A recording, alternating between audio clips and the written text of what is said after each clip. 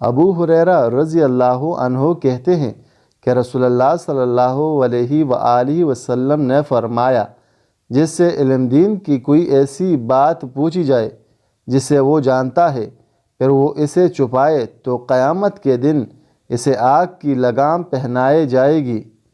رسول اللہ صلی اللہ علیہ وآلہ وسلم نے فرمایا، جب بھی کسی قوم کا امام، سردار اور لیڈر اللہ کے قانون کے مطابق فیصلے نہیں کرتے اور جو اللہ نے اتارا ہے اسے اختیار نہیں کرتے تو اللہ تعالیٰ ان میں آپس کی لڑائی ڈال دیتا ہے۔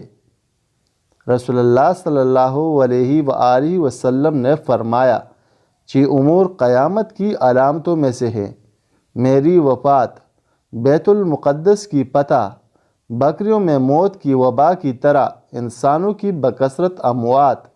وہ فتنہ جس کی لڑائی کی آگ ہر مسلمان کے گھر میں پہنچ جائے گی۔ اس حد تک دولت کی کثرت ہوگی کہ اگر ایک آدمی کو 1000 دینار دیے جائیں گے